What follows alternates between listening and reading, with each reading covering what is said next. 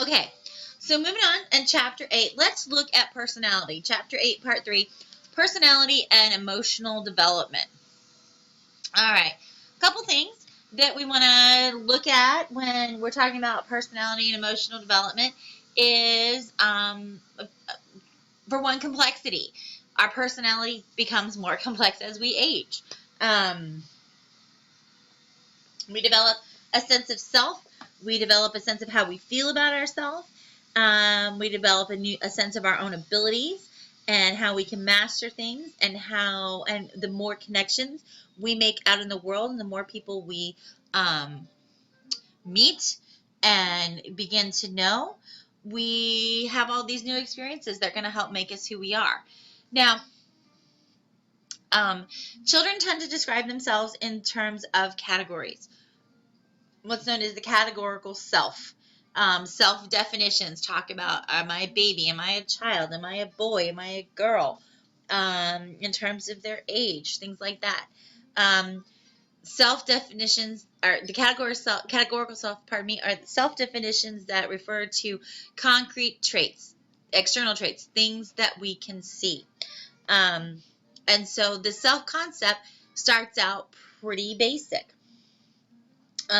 Now, we know that preschool children who have good opinions of themselves are more likely to show secure attachment. And we talked about attachment with Ainsworth before, and have parents who are more attentive to their needs. Now, preschool children tend to start to make judgments about themselves, about their competencies in terms of how smart they are, what they look like, if they are accepted by their peers and other and parents at about the age of 4.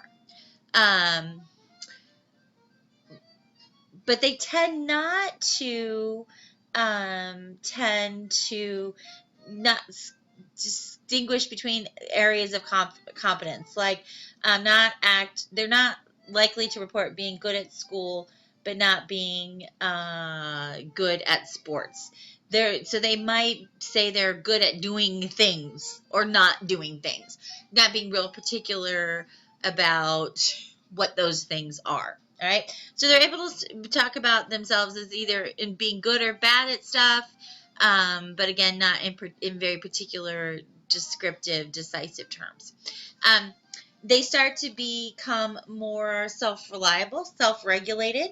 They become more controlled of their own emotions, their behaviors, focusing themselves, learning for themselves, like learning to count, sounding out letters.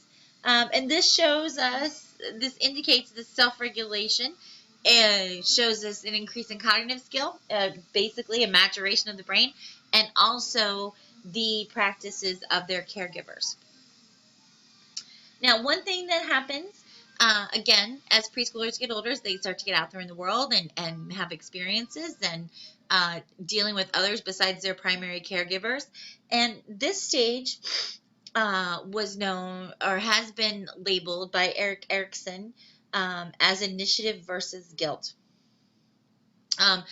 Children in this stage are looking to be independent from their parents, and they're looking to be able to master behaviors. They're really looking to learn new skills and be as independent as possible. They begin to internalize adult rules, and they don't want to violate those rules. So they're striving to do the kinds of things that their caregivers do. Now, parents can help children by encouraging their attempts to learn and explore new things, but not being critical or punishing when they don't quite master a skill.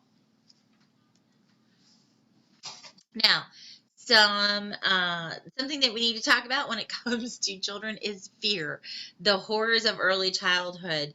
Lots of scary things out there when you're the ages of 2 to 6, and fear peaks at about between 2.5 and 4. So there's a very scary year and a half there for a lot of kids. Can be fears of anything: loud noises, sudden movements, falling, strangers, the dark, animals, personal danger, the boogeyman, imaginary creatures, things under the bed, things in their closet. If you've ever seen the movie Monsters, Inc., it capitalizes on this whole idea of early childhood fear. They can also be fearful of things like high places and thunder and being cut and blood and clowns and, all kinds of things. Now, these fears do tend to pass and be replaced by new things like fear, failure, criticism, and social relationships.